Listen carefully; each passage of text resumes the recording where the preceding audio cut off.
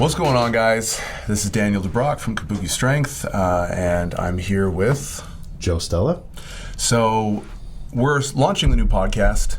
Right now we don't quite have the name. We're going to be figuring that out. So I'd actually love to hear your guys' ideas on what we should call this. But essentially what we're going to be talking about today is building an elite strength athlete. So there's a variety of different things that you need to consider when you're looking at the development of the strength athlete, especially at different stages of development. We're going to be talking a lot about the psychological hurdles that people need to overcome. We're going to be talking a lot about the lifestyle variables, so things like stress management, constructing your lifestyle, nutrition, all of that sort of stuff, as well as the specifics on training and how to actually develop the athlete from a program design and adherence standpoint. So I think one of the places to start off would just sort of be to outline what you really need to focus on from an outcome perspective to really maximize your potential. And I guess I'll kind of give an example to elaborate on what I mean by that. Essentially, I don't have great genetics for strength, but I have a really good predisposition for building muscle. So in order to maximize my strength potential, I need to put on a ton of mass and be very lean and have my diet in place and all that stuff. So what are some of those things that are really fundamental in your perspective to build a really high-level strength athlete? So what you're trying to figure out is if you have an athlete or have an individual, how to find maybe the right sport that would fit them and how to utilize that, or do they have the sport in mind? And then we're already talking about strength sports, so whether it's weightlifting, strongman, powerlifting, whatever, what do they need to do? So for me, it's like I need to get super huge. Mm-hmm. That's going to be a big one. I need to dial my diet in. I need to make sure that my friends and everything don't counter any of what I'm doing. So some of the physical stuff, some of the supplemental stuff, and whatever it might be. Yeah, I think especially with strength sports, the unique thing are weight classes, and then even within that, there are people that are specialized in different things. And I think what you want to do is find where you fit in. So you fit in gaining a lot of mass and trying to do that and leverage yourself into maybe a certain weight class. In my realm for like strongman, there's not a lot of weight classes, but you kind of look at how tall am I, It's just jacked and less jacked. Yeah. Well, there's like open, so there's like my class, and then the closest is like under 231 pounds. Yeah. And then there's under 175. So there's not as much, but the thing that strongman is a little bit different is you can then subcategorize like, okay, I'm not a static strength guy, so I'm going to work on it to make sure I don't lose a lot of points, but I'm going to leverage a lot of my movement and athleticism to then gain a lot of points that way. So finding out where you kind of fit, and really that comes from competing, and then finding other people that might be close to you in skill, body type, size, and see how they leverage that the best that they can. Being around those high-level people, I think, helps a lot. That makes sense. Yeah. Would you suggest maybe someone who's, let's say, new, 1 to 2 years of like serious training experience, whether it's in powerlifting or anything, like would you suggest that maybe they experiment with some of the other ones to sort of find where their aptitudes are? Yeah, for sure. I mean, that you hear that story all the time where someone's like, Rob Kearney's a great example. He today is at the Rogue Invitational. It's like 10 of the best guys in the world that are invited to like one of the biggest strongman shows. He started out in CrossFit because someone said, hey, come down to the gym and check it out. So he did some CrossFit, and then someone was like, hey, why don't you try this like strongman competition? And then it just clicked for him. Happens all the time with powerlifting. People powerlift, or like CrossFit I think is the biggest one because it's probably the most popular, where someone's like, yeah, like I don't know, this running stuff isn't that great, but those Olympic lifts, like I love. And so then all of a sudden they just like, well, why don't I just do Olympic lifting? So exposing yourself to a lot of those different ones helps a lot. I mean, that's how, I really came across strongman, because I grew up as like a more traditional sport athlete. And strongman isn't like the end all be all that I'll do forever. It's just like how I want to physically express myself at this time. Mm-hmm. It just ticks the most boxes. Whereas there's some things that maybe I don't necessarily like about it, but it ticks way more boxes than powerlifting or weightlifting, or even like if I tried to do like go back to rugby or football, Yeah. No, that makes sense. I think depending on how serious the individual is, and I would suspect that most people who are kind of listening to the podcast are probably intermediate, kind of maybe even bridging onto the advanced level of their training. And one of the things that I've noticed is, at least for myself, like I've sort of reached a level in my training where it's not a lot much else that I can, quote unquote, optimize, right? Like I train hard. I train at the output that I'm supposed to. I'm doing enough volume. I'm doing the right exercise, and I'm progressing.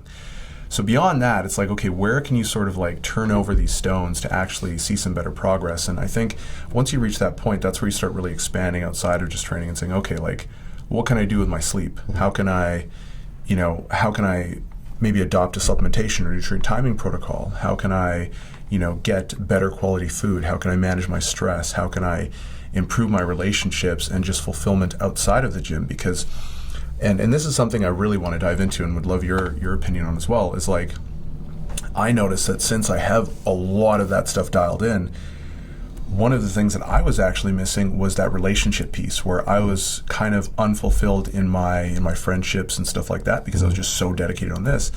And I reached a point where I actually like didn't have to do that anymore, because I was like, I can't do any more. Like I'm 100% on my macros every day. How can I do better than that? And it wasn't until my coach actually started telling me, like my nutrition coach was like, hey, I want you to go out like once or twice a week with your friends. And I was like, okay. And it took me a while, but I actually had to put in my daily routine of things to do is schedule time with friends. And I noticed that when I started doing that, I actually just felt much better. And my engagement in training went up. My level of enjoyment and fulfillment out of the things that, I really enjoy, like training and dieting and all that stuff, actually went up, and my results started just kind of becoming a little bit more effortless and less burdensome in a way. And so I would love to hear your perspective on some of the, I guess, cognitive or psychological and social aspects of training, and how you can really develop yourself as more of a well-rounded athlete, and sort of, I don't want to say abandon this mentality of all or nothing, because I think that can be really important, but I guess just putting some context around that. Yeah. Well, I think what you can do is think about it the way that, in terms of like arousal. So you're not going to be walking around the gym pumped up, like ready to go, like the entire workout, right? I think you can contextualize that in your life. If you don't want to be all or nothing throughout your entire life, everything is strength sports. A lot of people end up that way just because they're really excited about doing strength sports, because they really enjoy it. And so they go to the gym, they lift, and then they listen to podcasts, and they watch YouTube videos, and they, eat, sleep, breathe, like all lifting. But if you're super hardcore into that, I think there's other things that are going to miss out in your life, especially as it goes on, as you're developing relationships, if you're married, have kids, like that kind of stuff. Like the example that I thought was like probably the saddest part of this documentary was that West Side documentary, where the guy's like, oh, I missed all my kids' games because it was squat day. I was like, man, like I think you're really missing like a lot. Did hitting that really like benefit you in the grand scheme of things? And if maybe they change their schedule around so that they were in a different crew, like going in the morning instead of the afternoon, so they're able to do those things, I think would have fed back to their life. When you're on all the time and that's all you think about, I think that just raises your overall stress level. And I started doing some stuff about that when I was in college. I was playing football. And when you're a collegiate athlete, like your entire life is sports. Like I would wake up and we would have either a film meeting or a workout at 6 a.m. Then I'd have class. Then I'd have a film meeting either once or twice a day, like in the afternoon. I'd have to lift. I'd have practice. And then I would have this online like app thing that would track how much film you watched. And we had to watch a certain amount every day. And on top of that, I was going to school. I wasn't just doing sports. So it's crazy busy all the time, and it was every single day except Sunday evenings. And I never understood why guys would watch Sunday Night Football. It's like the one time of the week you don't have to worry about football, and you're choosing to watch football. So that's how I got into like other sports. I started watching soccer. I started watching rugby. Maybe it was like reading, doing something that was outside of school and outside of sports that helped to fulfill my life. So then the next week, when I came back on Monday morning and had like a film session or a workout at 6 a.m., I was just like that much more ready to like dive into that week. Yeah. And all it took was like a little bit, a couple hours to just take away from that. And so, playing into that like relationship piece, I think that's extremely important to have something that is apart from that, so that you come back to it with a increased sense of purpose. instead of just being kind of like on all the time. Yeah, I think it's a hard thing for some people, and honestly, I'll say that it's a hard thing for a lot of beginners and sort of early intermediates to sort of accept, is understand that they do need a balance. Like, you can't just train balls to the wall every single day, and in the same way, you can't, like, you need to fill your cup, you know, and that's socially, that's emotionally, psychologically, right? Like, it's not just about the inputs, output of energy expenditure and intake, whatever. It's like, if you're not feeling good just in general, your life's probably going to suck, and your training's probably going to suck. And so I think there's a certain level where, like, you reach this peak intensity, this peak performance, but then it also has to be complemented by a lot of the restorative stuff, like you were saying, about maybe it's reading, maybe it's going out with some friends, maybe it's doing something like that. And you can still be very extreme in how you're living your lifestyle, but you've struck a balance that allows you to continue to perform at that high level without getting injured, without feeling like you're making all these, you know, huge sacrifices. Because the reality is, if you want to actually get to super fucking high level, like, you got to make a lot of sacrifices. Yeah. And that's fine, right? But I think that there's a way to do that while minimizing the detriment on your potential future life. You know, like, you look at Stan Efferdine, and he did a ton, but he's also a millionaire now, right? So he didn't sacrifice his business or his family life. Yeah. You know, he was able to do all of it. And I think that takes a different level of discipline as well.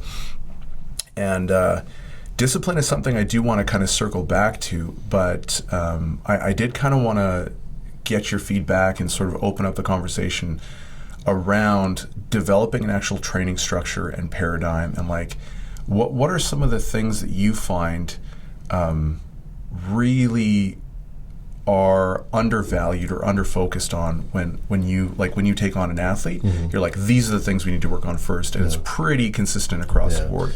Or if you even have anything like that. Yeah, so, you know, I work with a lot of strongman athletes, and so one of the things that's unique from powerlifting is the same thing all the time. So strongman, because it's very different in either events, competition type, the level of competition, the relative weights you're going to use. What I can work with an athlete, and they're 12 weeks out from a contest, and we can just dive in and be like, all right, I'm going to get you super good at these 5 events, and maybe they'll do a bit better at the show, but it's going to leave them with a lot of holes and not allow them to progress further than that. After that 12 weeks, I'm like, all right, let's get ready for the next contest. And they're completely different events. Or what tends to happen is there are trends in events. So you might have a circus dumbbell in most events for 1 to 2 years, and then it goes away.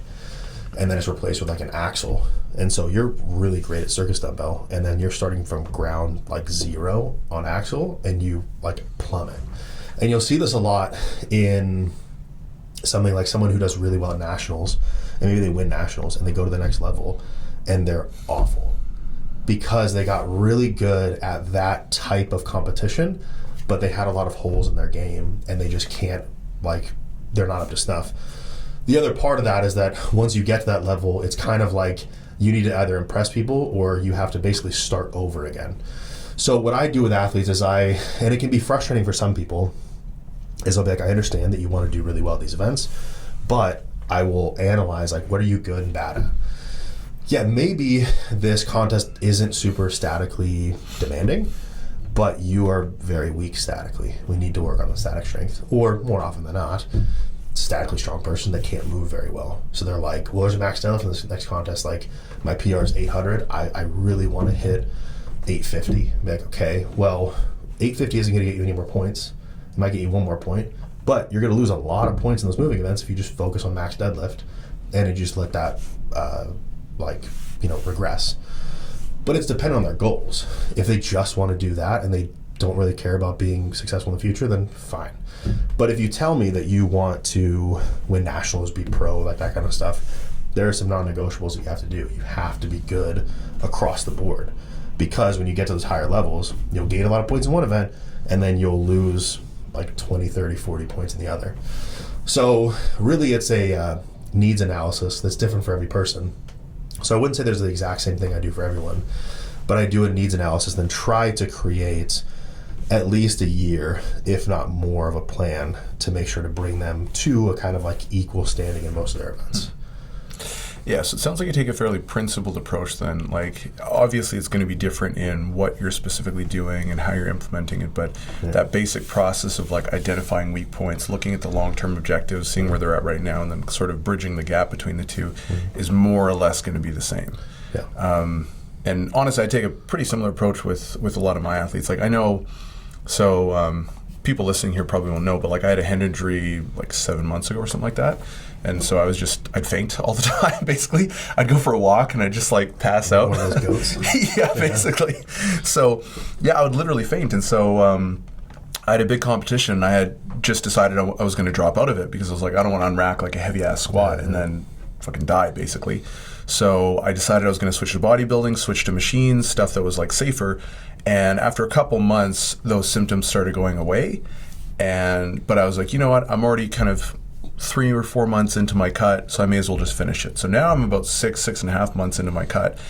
And I had to basically choose a bunch of exercises that I'm super weak at, but that I know have a high translation into my actual comp lift. So I haven't done comp bench, comp squat, comp deadlift like for 7 months almost.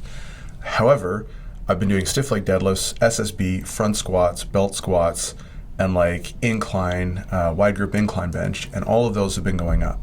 So even though I'm lifting like basically baby weights, my lifts have all been going up on those things, which are direct indicators of my comp lifts going up. So it's like there's definitely a level of like humility and emotional maturity that you have to sort of take when you're looking at long-term development. Like, it's not always fun and it's annoying. And to be honest, I fucking hate bodybuilding. I don't find it fun. I like lifting heavy weights. I like progressing in weights. I don't it's cool that I'm getting leaner. I'm like, oh shit, I'm seeing like, veins on my stomach and stuff. That's really cool. But then at the same time, I'm like, that's not enough for me to keep training. Like, I'd rather do something that's like performance based, So, but at what point would you be comfortable having an athlete do something like that? Because you've been lifting long enough that you can go back to a bench, a squat, a deadlift, and maybe it'll take 2-3 weeks, but you'll be like, okay, and you're back, and you can be really proficient in those movements. But if it's a beginner, obviously you want them to be very sport specific to learn those movements. Do you have like I guess there's no like one way of thinking about this, but when would you have someone be able to do that where you can look at the indicators to know that it's going to apply to that instead of getting really good at SSB squat and then they're good at SSB squat, they're not good at squat? So I mean, like you said, it is going to depend on the athlete, but I think like one of the things that I've definitely found is I'm a really big fan of Megan Bryant-Jones and her research. She's a biomechanist. For those of you guys who don't know, definitely check her out. She pumps out a lot of research, or has pumped out a lot of research on powerlifting specifically, talking about movement strategies and muscular deficiencies and their relative contributions to squat, bench, and deadlift. So her analysis was really beneficial for me because when you look at that, it kind of gives you a little bit of a framework. It's like, if lifter A does this, look at, do B. If lifter A does this, go to C. And it's a really easy framework. And granted, that's only sort of like the superficial approach. But I found that to be really effective. And I don't necessarily think you need to pull back on everything. So if there's a novice athlete, everything's a weakness. Yeah. So I'm not going to be like, hey, let's really focus on SSB because like you just suck at everything. You're probably really weak. You're probably not very big and strong. So we just need to do everything, and I don't think there's really going to be any detriment to that, right? So I would just kind of stick with a little bit more specific stuff to get more exposure to it, probably higher frequency, lower intensities. But then let's say someone is, more intermediate and they're competitive, but then they still do have a couple of weaknesses you want to address. I think that you can still keep things pretty specific, but do a good job with exercise variation. So for instance, like I had one athlete who couldn't tolerate a lot of bench press.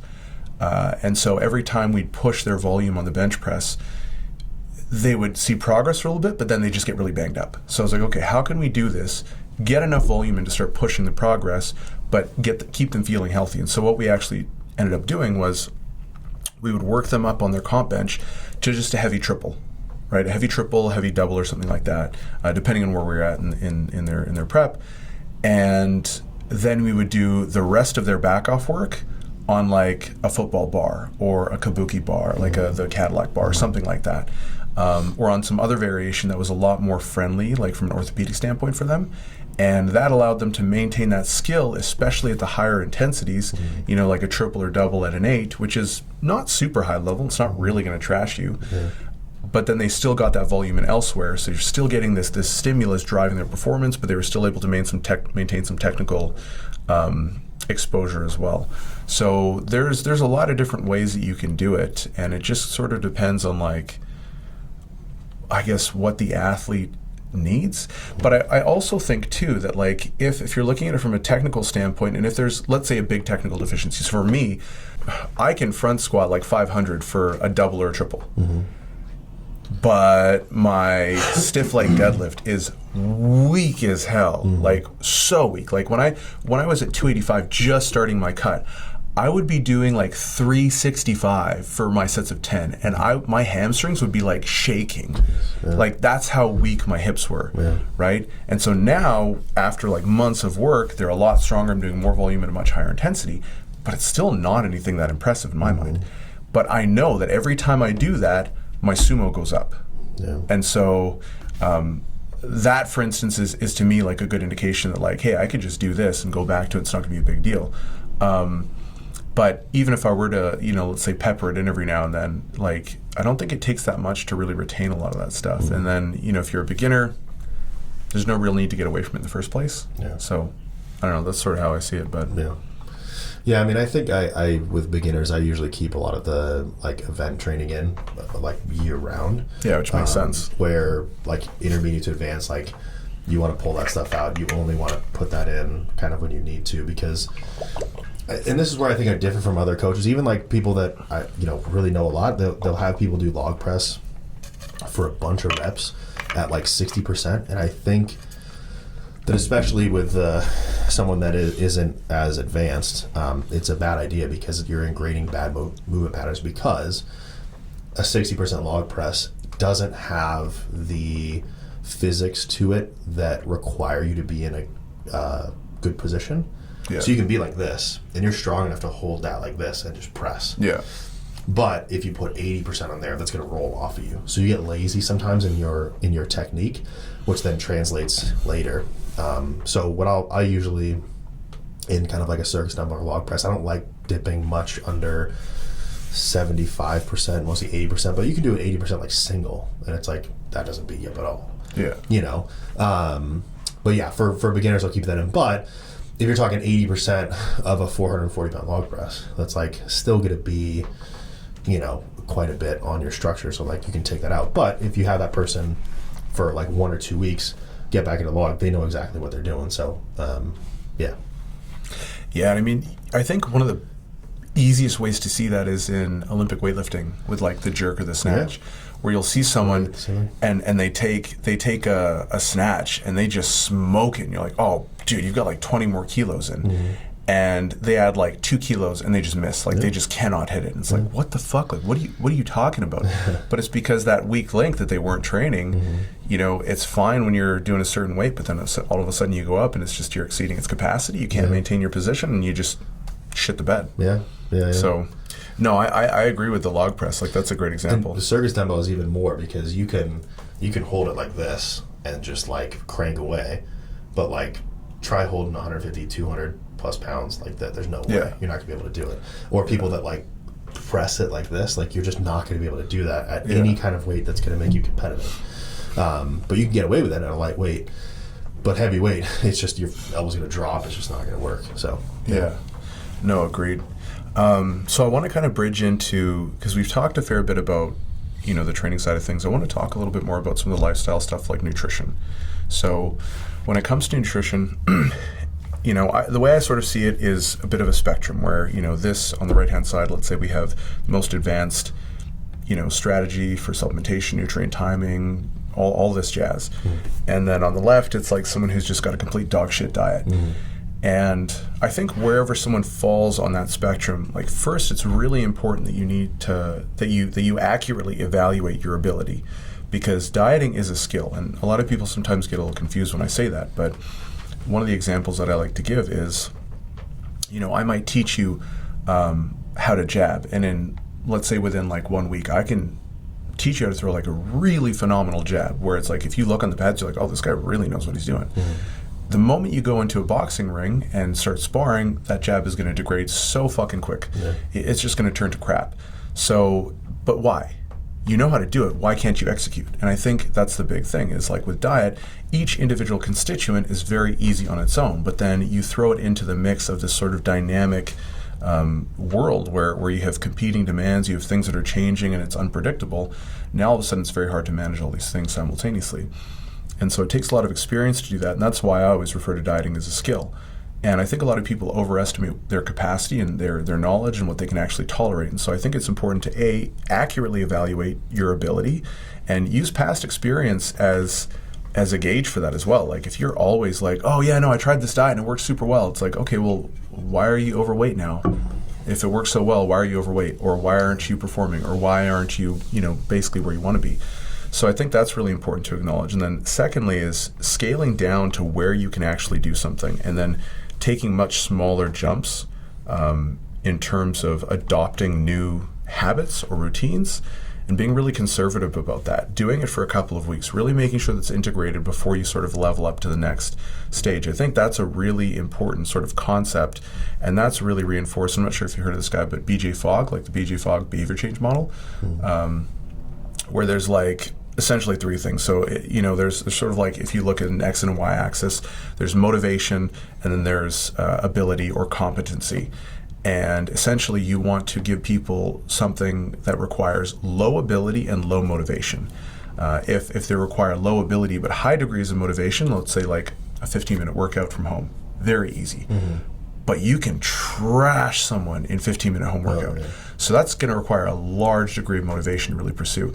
There's a high probability that they're just not going to do it, right? If someone requires low motivation, but there's a high level of ability required, probably also not going to do it. So you ideally want to kind of find this sort of bridge between both, where they're both within an accessible range and they cross the sort of what's called an action threshold for them to actually take on that behavior and move forward with it.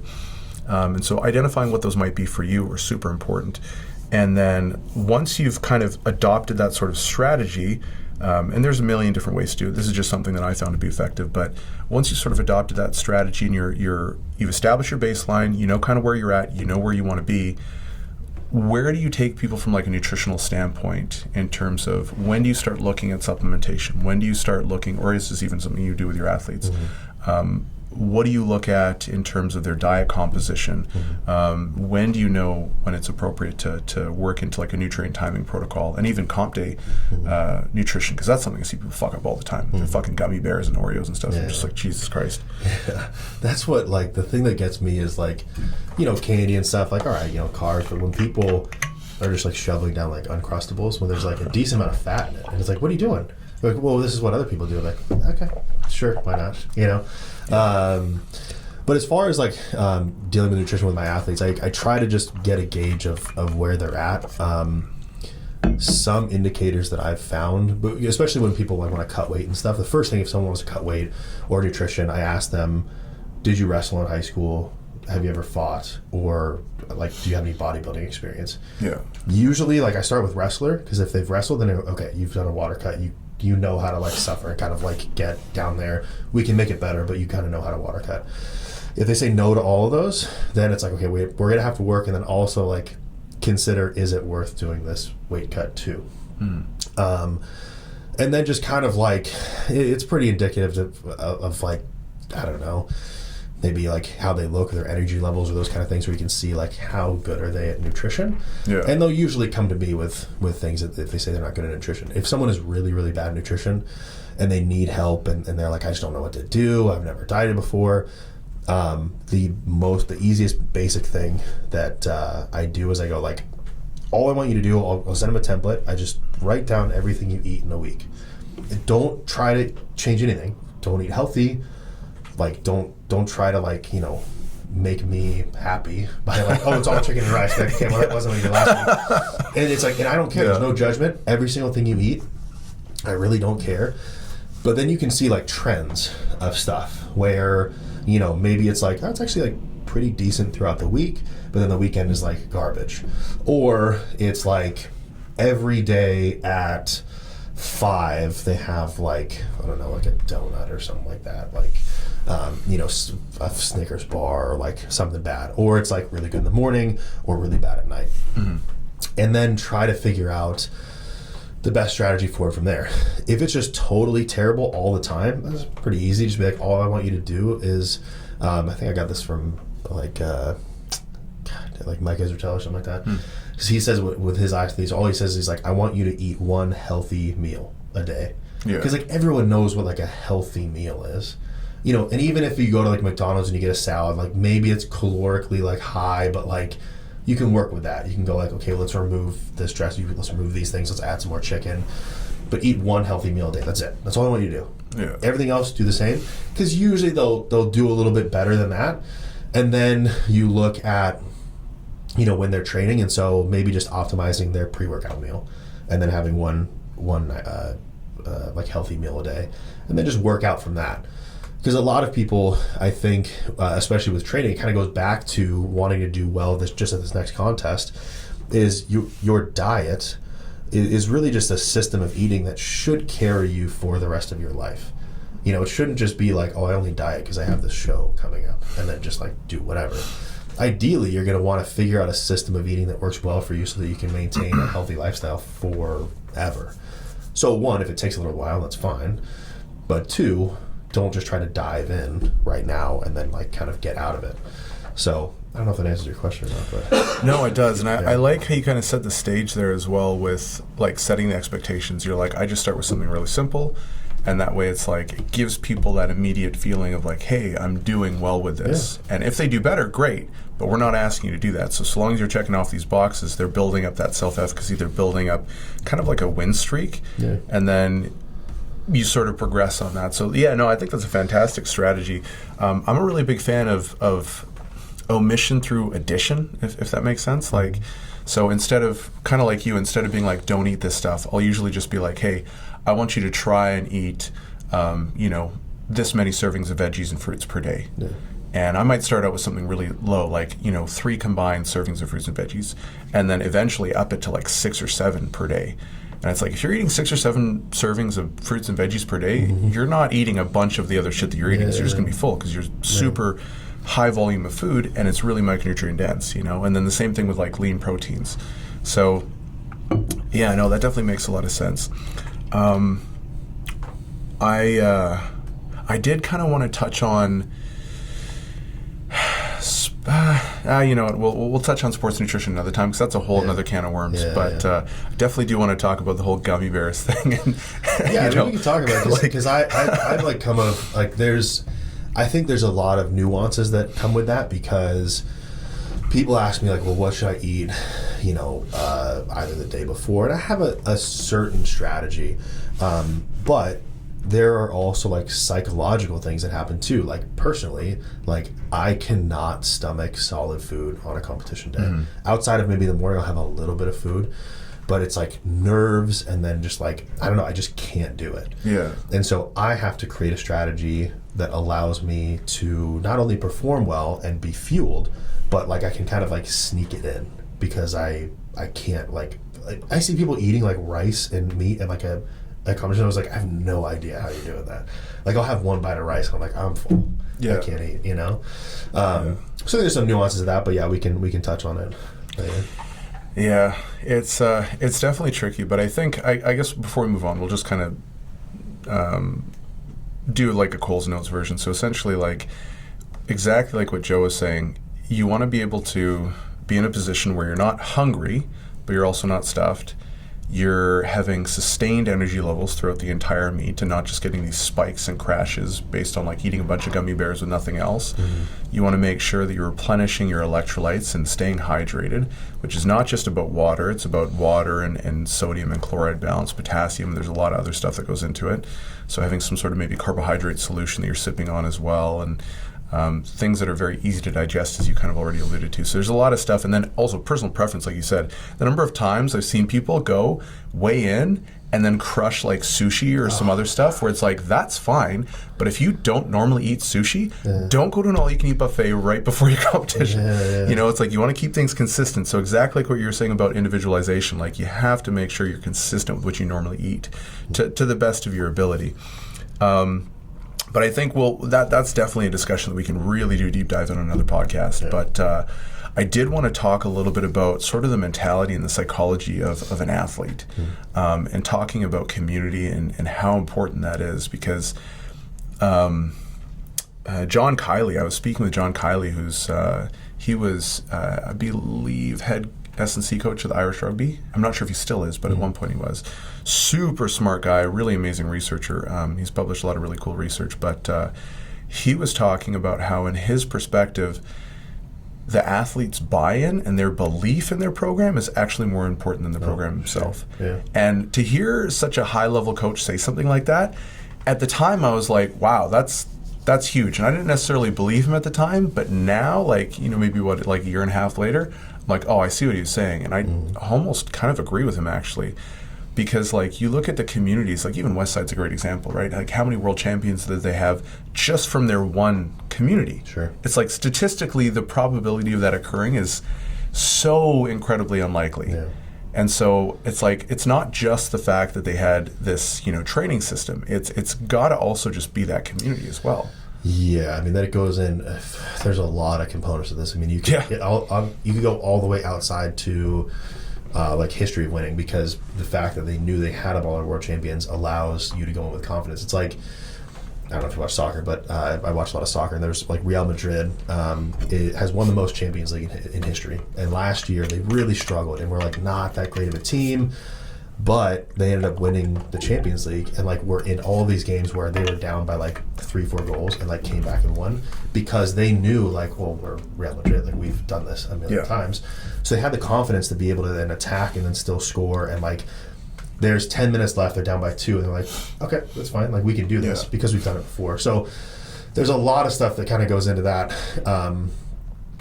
psychology wise, and I think that's one of the things too that helped Westside, outside of, you know, there's talks of judges being favorable, but, you know, like whatever, outside of that. But to go into somewhere and know that, like, you are part of something that is successful, especially in team sports, that you don't really, it takes a lot of that pressure off you, that you don't have to. I mean, how many times do you have, like, teams that Cinderella story that just, like, crumble because, like, they've never been there. You know, they've never been in the playoffs, they've never been that deep. They've never had to play, you know, a 16-week season and then, like, 4 weeks on top of that, you know, so they're just tired. So, I mean, and with the program thing not being as important, I'm a huge proponent of that, because I tell my athletes this all the time. Like, I could theoretically, I don't think I could, but create the perfect program that is like, all the research shows, like, this is the perfect program. You follow this, and you will be a world champion in 1 year.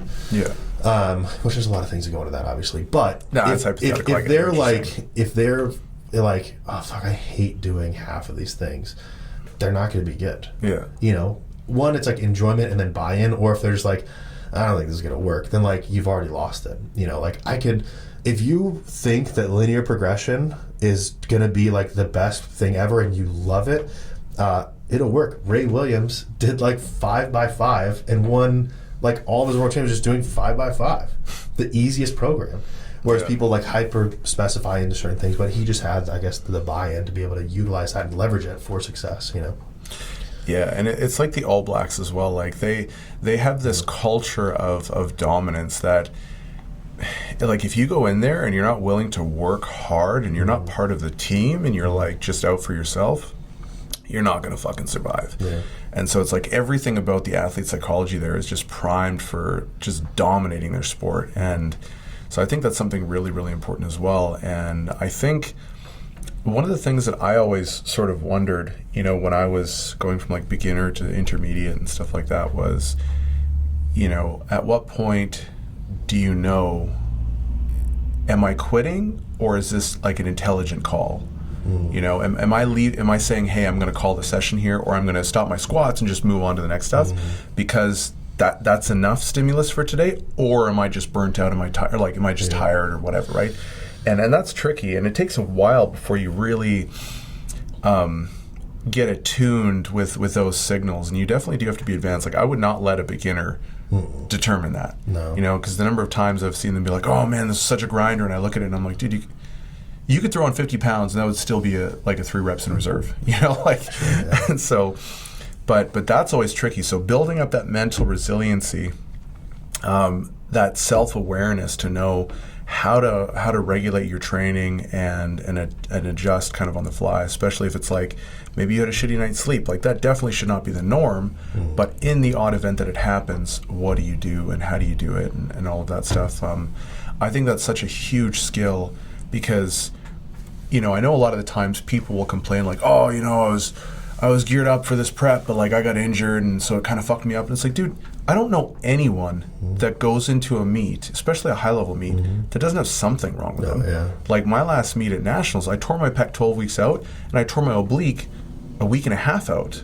So it's like everyone has something that they're dealing with, you know? And so there is a level of like, okay, it's just time to fucking put in the work. Yeah. And yeah, I'd be interested to hear your perspective on like how that process sort of unfolds, and if you have any maybe I guess advice on how to build up that mental resiliency. It's tough, because I honestly think that you know, especially in the regard of being able to walk away from a session, I think I've only been able to really get a good grasp on that this past like 2 years, especially following my injury. Yeah. Because I just, like, one of the things that I refused to do was to like not do enough.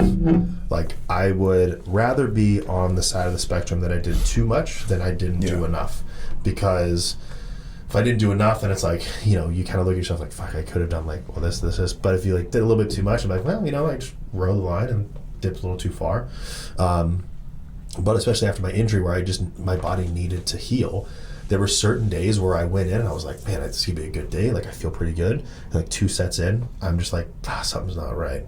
And to have the confidence to be able to be like, I need to leave this for today, because then I can come back tomorrow and then string together 8 more workouts in a row and be in a better place than to regress and then have to like fight my way back.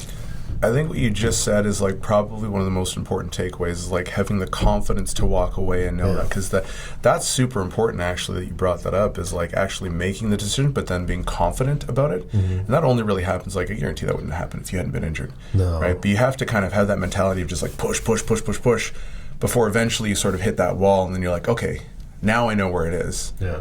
And now you can go there. But if you never really push, you never really know where those upper limits are. Like when I was starting my rehab, I was like, oh man, this perfect plan. I'm able to lift again, so I'm just gonna squat to build my legs back up, and I'll just like start with even the bar, if that's like that, and just slowly progress. Squat 2 to 4 times a week, and then just kind of condense that over time, add a little bit of weight, and just expose it to like more and more intensity and volume, to just build it up, just build my legs up. And I got to a point where I was just like, it was a couple weeks in, and I had like 225 on SSB, and it felt like I was like squatting on ice skates, and I was doing like sets of 10, and I felt like zero stimulus. And going up in weight would have been just like really sketchy to like kind of just I had like Bambi legs, but I still like wasn't like feeling any stimulus in my legs. So what I did is I like, you know, now look back, I had the confidence to be like, I'm cutting squats out completely, because they just don't do anything for me right now. So I was doing like step ups, backward sled drags, lunges, like those kind of things, where I was able to get more stimulus and actually build my legs and completely cut squats out. And then, later on, about 8 months post surgery, I started squatting again, and then within like 10 weeks, I was back to squatting 500 pounds for 10 reps, like pretty easily for like 3 sets of 10, because I was able to like take a step back and be like, this is just not really, I'm just gonna be banging my head against the wall, and I could leave myself susceptible to injury. But here are things over here that give me a lot of stimulus, and I can actually go into more, because like the stimulus fatigue ratio is skewed more towards stimulus. I can do a ton of this stuff, and I can get back to squats when I need to, you know? And that's the thing, it's hard to have that confidence to make those judgment calls unless you've really pushed yourself. Because then if you're not the kind of person who really pushes himself, you're always kind of like, do I really need to do this, or am I this, or am I that? Whereas in your case, you're like, no, I mean, I blew my knee apart because I was pushing really hard. So I'm pretty sure that that's not the problem. You know, that ends up being the default, is going a little too hard. Well, and that kind of plays into why I probably got injured, because people say they have like knee pain and like patella pain. So I was like, oh, this is normal, but it was not normal. I was like, I'd partially torn my patella tendon. I had like debilitating knee pain. I couldn't drive for more than like 30 minutes without my knees just like locking up and being in intense pain. But I was like, whatever, it's a strength sport. Your knees are supposed to hurt. But as much as you do want to avoid injury, I had a really serious back injury a while back, like several years ago, but I was in like a back brace and on crutches for like 11 months. And looking back, I'm really glad that it happened, because that was such a huge learning point for me, in terms of knowing when it's too much and knowing when to push and pull back, and knowing, like when I hear people talking to me now about injuries, I have much broader perspective, especially because everything that I had to learn to get myself better, but then also my own personal experience in that. And so when you communicate with others, there's like a different level of understanding. Whereas if you haven't, you're just like, you're fine. Or you're like maybe a little over responsive and catastrophize things, or, somewhere in between, wherever you sort of fall on that spectrum, I guess. But it's definitely an interesting conversation. We're coming up on an hour mark, so I think that that was mostly kind of the stuff that I wanted to cover today. Is there anything that you want to say as like a final thought, or just some closing remarks?